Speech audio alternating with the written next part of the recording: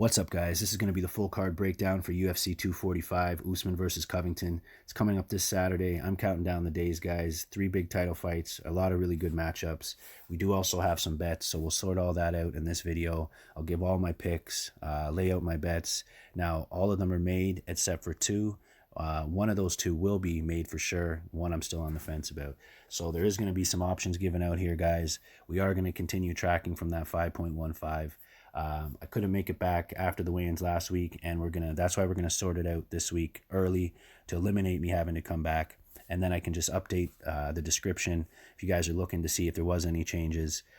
Just check it out before the fights, and you can find that information in the description. So let's get straight into it. First up, Punahele Soriano against Oscar Piechota. Soriano's coming off the Contender Series. Heavy hands, he did land a takedown or 2, but he has poor cardio, and he is going to be making his debut here. There are a lot of stats, that are negative for the guy coming in, making the debut. So that is obviously Soriano in this fight. He only has 6 fights as it is, maybe 7 with that Contender Series win. He also does have a few amateur fights, so I think it's 10 total. But Piechota here, he has had some fights in the octagon, has some decent experience, is a decently well-rounded fighter as well. So I do think the line should be favoring Piechota, actually, because Soriano's coming in on his debut and hasn't shown a whole lot other than some heavy hands. So I'm going to go with Piechota here at 2.0. I dropped a unit on that just to get a unit back. We haven't seen a whole lot from Soriano, so I didn't want to go too crazy with it, minimize the risk, but there is a bet there, guys. So moving on, Vivian Araújo, Jessica Eye. Another bet here. Araújo was a play that I was going to put out early, but with 30 fights last week and I didn't get a chance to make the video, I do like her to win here. Jessica Eye, well-rounded fighter, coming off her title fight. She was knocked out pretty viciously by the bullet, but again, she's no joke. She's had a ton of fights in the octagon against high-level opponents. But Araújo, to me, up and coming, kind of that new breed, new era fighter. And I do think it's kind of a bad matchup for Eye coming off that knockout. So I am going with Araújo here, guys. Possibly by finish, but I'm going to say decision. And there is a bet, guys, I forgot to mention. Put a bet on her. She was sitting at 1.61. Same type of play as the first fight. I put down that 1.65 units to get back the unit on her. And I think, out of respect for these opponents, for the first 3 bets, I have enough respect for the opponents that I didn't want to get greedy. I'm happy with that, 1 unit profit. If they all came through, it's 3 units. So it wouldn't be a bad look if that happened. But, of course, we're going to see how it plays out. Next up, Brandon Moreno, Kai Kara-France. Another line that I think is a bit off here. Now, Kai Kara-France is a flashy striker, fast hands, brutal kicks. He is on a nice win streak as well, so he's definitely no joke. He's going to be the smaller guy in this fight. I think Moreno's coming in at 5'7". So 5'4", and then a little bit of a reach advantage as well. So Moreno does like to use his jab. He tries to fight long as well. I mean, not the best striker, but he's no slouch. And not only that, he has a lot of experience. He's fought a lot of high-level competition, and he was robbed in his last fight, in my opinion, against, I think it was Askar Askarov coming in out of Russia, 10-0. And it was a draw, I believe, but I thought that Moreno clearly got the 2nd and 3rd round. He's definitely going to be hungry coming in here. I am going to pick him to win at 2.3 dog odds. Only had to put up 0.75 of a unit to get that unit back out with him. So there we have it on the first 3 fights, targeting getting back a unit. And it's funny how they just lined these 3 up, or how it is that they're placed on the card, because now there's a bit of a break. So we start off with 3 bets. Now we have a bit of a... Actually, you know what? We're going to talk about Saunders and Brown right now. So this, to me, is a bit of a veterans fight, right? These guys have both been around forever. But, guys are talking like Matt Brown's a spring chicken. He's old as shit, too. He's been viciously knocked out. Brutal head kick by Donald Cerrone. Now, of course, Ben Saunders has been beat down as well. He's had a lot of vicious knockouts. His chin's gone.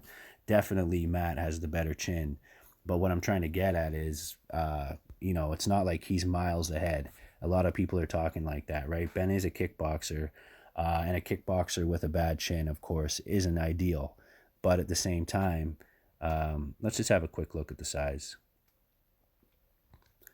Right, so he's going to have a bit of a height advantage, but not much as far as reach goes. But to me, it's a lot closer than 4-1. So that 5.15, I took that 0.15 and put that on Ben Saunders. Basically, gets you back a half a unit off of $15, right? At 4-1. I don't know if he's still sitting at 4-1 on any sites, but that line was off to me. I don't know who they think Matt Brown is, right? No doubt, I do lean Brown, right? But at the same time, the value is 100% on Saunders there. So we're going to go that small, it was $15 on Saunders. So, I mean, whether you want to take the shot or not, guys, I mean, it is what it is. Could honestly go either way. And that's why I put that money on Saunders. So it should be a good fight, though. I see that ending in a finish for sure. That might be a prop fight not to go the distance. Next up, we got, so we'll go back and talk about Hooper and Tamer real quick. So Chase Hooper's 20 years old, coming off the Contender Series. He did take a beating, though, on the feet. He got lit up pretty bad. He's going to have a huge size advantage over Tamer in this fight. So, yeah, so half a foot taller, basically, and a half a foot of reach, roughly.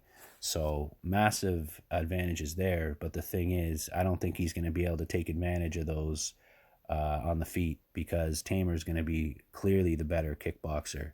So that's why I think it's going to be interesting. Chase Hooper's bread and butter is going to be his jiu-jitsu. He'll even pull guard, right? So I don't know how this one's going to go. Is he going to be able to get in and hold of Tamer without getting smashed? I mean, Tamer is a guy who, fights like a pit bull at times. He is a wild man, so it's going to be really interesting. I'm actually going to go with Tamer here, guys. No bet, though. I don't have a good enough read on how this is going to go, but Tamer by TKO is going to be the pick.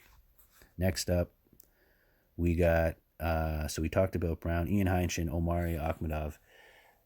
This is a close fight, but I'm just going to get straight to it. I think Heinisch probably has the better output.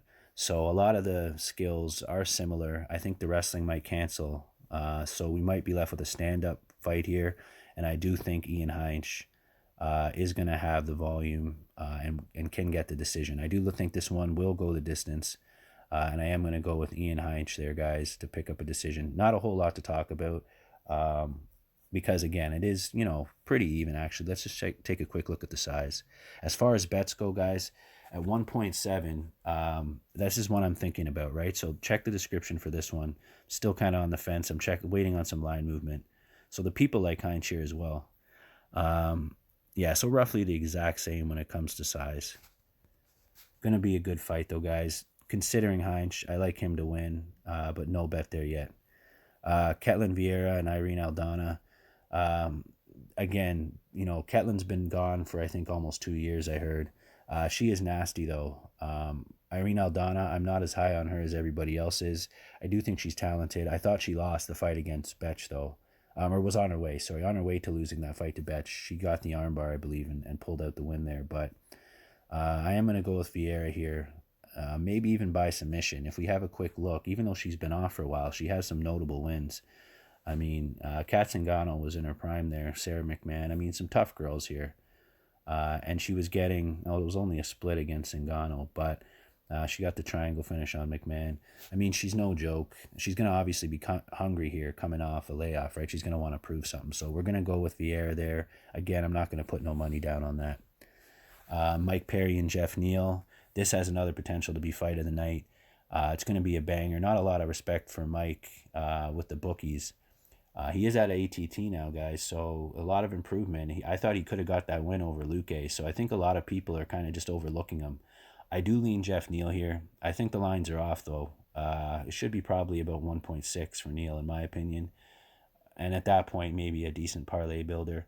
I just think he's going to be more technical. Apparently now he's, doing mixed martial arts full-time, quit his job. And you need to be doing that if you're going to be in the UFC, right? Top-level competition. Most guys are training daily or, pretty regularly, right? And not working jobs. So we might see the sharpest Neal here that we've seen. And with Mike Perry's tendency to, let him fly and, get wild with it, I could see him getting KO'd here. We're going to go with Jeff Neal. No bet though. I don't think the lines are accurate. Not enough respect for Perry. This next one's pretty interesting as well. Faber and Petr Yan. Now Faber coming back, getting that KO on Simone. I do feel it was a bit lucky, but Faber's a veteran. He's been around forever. He is a fan favorite, and I have to respect him for coming back and taking fights with these big prospects, young guns that are really hungry and looking to make put him on their resume. He's definitely a legend in the sport. I do think Petr Yan will be able to put him on his list of victims, maybe even by decision, but I just think his pace is going to be too much. I do think he's probably going to implement those leg kicks that we've seen Faber have a problem with in the past. But not only that, I just think all around, Petr Yan's an animal. I've bet on him in every fight except this one because the line is off. I think he's at like 1.2. I'm sure he still will be in a ton of parlays, and I do lean to him heavily to win. But again, this could be a really good fight, guys. So we're going to go with Petr Yan by decision. No bet there. Jose Aldo, Marlon Moraes. Now this is the one where I think the line might improve for Aldo. I don't think he's going to make weight for the fight. So if Moraes is still willing to take it and, Jose is a bit hydrated, it might be something to look at. At 2.5, it was almost tempting. I haven't pulled the trigger yet. I'm thinking it could go up to 2.7 or 8. Then I would take a shot on Aldo. Again, it would be small, maybe a unit or two profit I'd be happy with. But yeah, he does have a little bit of size over Moraes. It will be his first fight at 135. So, of course, we don't know how he's going to look there, and it's definitely going to take its toll if he attempts to make it all the way. I don't think that he even should try to hit 135. I don't think he can. To be honest, I don't know why he went down. Look at him at 145. If you guys go look at some weigh-in shots of him back in the day, he looks bad. So another 10 pounds on top of that, I don't know where he's going to take it from, but we'll find out, I guess, on Friday. Next up, so I am going to go with Aldo, but it's because of the odds, and we're going to watch them and, of course, check the description again for that bet. So Amanda Nunes, Jermaine Durandamy. In this case, I'm just going to get right down to it. So we got Durandamy. I think she might be slightly better with the striking. They have already fought. I believe it was back, 2015, maybe even before. And Amanda Nunes got the finish by TKO. I can't pick against Nunes. I've been too impressed. I actually was one of the only people on her against Cyborg. After she beat down Rousey like that, I remember thinking, you know what, she could probably do the same to Cyborg. She looks really good. The way she strikes, she puts a lot of power behind her strikes. Her technique is really good. So I am really impressed with Nunes, and I just can't bet against her. Now, I won't be putting a bet on her. I mean, the odds are too low to put a straight bet. So, people who are putting her in parlays, I'm not necessarily mad at it, but I do think the lines are off. I think Durandamy should be probably at 2.5 would be accurate, and I think she's up at maybe 3.5. So, not really interested in that bet, but I won't be betting against Nunes, until I see something. She is a monster. So next up, Max Holloway and Alexander Volkanovski. This has another potential to be fight of the night. The question in this fight for me, guys, is can Volkanovski get in on Holloway? Can he, I think working the body would be a good plan for him. And I do actually think he's going to charge forward, right? So, of course, Holloway can use that footwork and try to keep him on the end of the jab. I think that is going to be his game plan. Use that cardio. We've seen him do that, right? He did it with Aldo, Ortega. He's had these performances that stick out in my mind, right? And they're hard to bet against when he does things like that. Now, with Volkanovski, though, you got to think they're going to have a game plan for that. And I think just getting on him, pressing him, and staying on, just getting right in his face. Don't let him use the footwork. Don't, stand there and look at him. Even the way he fought Aldo wouldn't work against Holloway. He's going to have to get in on him and press the entire time. Like Khabib style, minus the wrestling. Just stay in his face. That's what he's going to have to do, and be throwing. Because that's what Holloway likes to do. Use that volume. He's got crazy cardio. He can throw a million punches, and he's not going to gas out. So, same thing, though. I think Volkanovski does have some decent cardio as well. I wouldn't say it would be on par with Holloway, but he might be able to hang for that 5 rounds. We're definitely going to find out. I do think the lines are off. I haven't taken a shot yet, and I don't think I'm going to, because it's really hard for me. You know, I remember thinking one of the Holloway fights, like, who's going to beat this guy? I think it was after the Ortega fight. So I'm going to hold off on that. But this last fight, there will be a bet. Main event, the one that everybody's waiting for. I'm waiting for this one. A lot of shit talk involved with this fight.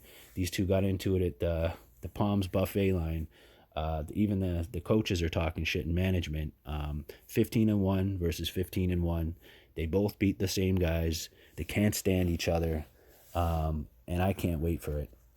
But I'm going to just, put the pick out there right now. I got Colby Covington. Now, I did do a video a while ago, one of the strategies videos, talking about this a bit more in depth. But the thing is, I feel like their styles are pretty close. And to be honest, thinking about Usman at first, I thought, I couldn't think of a lot of ways necessarily that Colby was going to win, because, he's a strong guy. He can dictate the pace, where the fight's going to go, and he can grind, hold opponents up against the cage, outpoint them, like what he did with Woodley, right?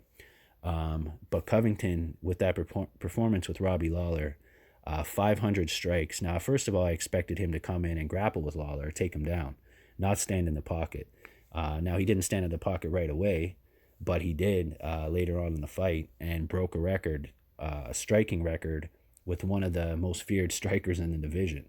And he's looked at as a wrestler. So anybody who didn't find that performance by Covington crazy, impressive, they're lying to themselves, because that for me is the reason that I'm taking him in this fight, that Lawler performance. I mean, of course, there's a lot of other things that go into that, but I do think that he has the wrestling, right? Even if he can kind of nullify Usman might win the early rounds, with that grind style. But Colby has that crazy cardio, and he can, come in with that volume that might be able to get the job done even outside of a decision. Like, you never know, right? He could put it on Usman so bad, even though it looks like Usman has that really good cardio. We could see something different, because I believe Covington's cardio is the next level above Usman's. So we're going to find out in this fight. There's two ways I see it playing out. If we're looking at a path to victory for Usman, I feel it's grind, right? Hold him against the cage and outpoint him like that. Similar performance as to what we saw with Tyron Woodley. That would be the way, I could see him getting it done with Colby. As for Covington, the way I think he can get it done is to use his wrestling defensively. So stuff the takedowns, kind of keep Usman off of him, and use that striking, right? Score those points. Even if it's later in the fight, if it takes, late second, early third for him to turn on and it start to go his way, that might be it. But I do like Covington in the fight. It is a close fight though, guys. This is not a landslide that we're talking here, but I'm going to say Covington by decision. And I'm going to be putting a bet on it. So he's at 2.5, guys. If you put down, I believe 1.4 is the 2-unit return. So